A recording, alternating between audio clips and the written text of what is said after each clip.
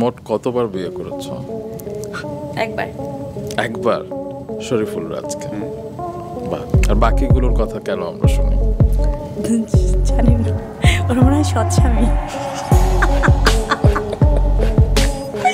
যাদের সাথে ডিভোর্সটা দেখা যায় নাই। শাকিব খানকে দিয়ে 12টা বিয়ের স্বপ্ন পূরণ করবে পরিমণি। সম্প্রতি পরিমণি একটা ইন্টারভিউতে তার ব্যক্তিগত জীবন নিয়ে খোলাখুলি কথা বলেছে। তো ভিউয়ার্স, আমরা জানবো বিস্তারিত। পরিমণি সিনেমার থেকে ব্যক্তিগত জীবন নিয়ে বেশি আলোচনায় এসেছে। ব্যক্তিগত জীবন নিয়ে তার ভক্তদের মুখোমুখি হতে হয়েছে অনেকবার। অনেক কিছুর সাথে পরিমণিকে জড়ানো হয়েছে।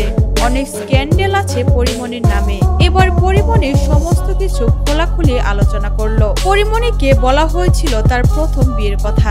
সেখানে পরিমণি বলেছে, হ্যাঁ, আমার খালাতো ভাইয়ের সাথে আমার বিয়ে হয়েছিল, কিন্তু সেটা ছিল আমার সৎ স্বামী। পরিমণি অনেক হেসে এই কথাটা বলেছে। তার সেই স্বামী মারা গিয়েছে, তারপরও পরিমণির মধ্যে কোনো অনুশোচনা লক্ষ্য করা যায়নি। এদিকে পরিমণিকে যখন তার ব্যক্তিগত জীবন নিয়ে জিজ্ঞাসা করা হয় যে সে কয়টা বিয়ে করেছে, তখন পরিমণি বলে, আপনারাই খুঁজে বের করুন। আমার তো ছোটবেলায় ইচ্ছে ছিল আমি 12টা বিয়ে করব। এভাবে যে আমার স্বপ্ন পূরণ হয়ে যাবে সেটা আমি বুঝতে পারিনি। এখানে নেটিজেনরা মন্তব্য করছে, তাহলে শাকিব খানকে দিয়ে 12টা বিয়ের স্বপ্ন পূরণ করো পরিমণি। সোশ্যাল মিডিয়াতে গুঞ্জন রয়েছে পরিমণির সাথে সম্পর্ক গায়ক শেখ সাদির। সেটা যখন পরিমণিকে জিজ্ঞাসা করা হয় তখন পরিমণি বলে, শেখ সাদি আমার ছোট ভাই।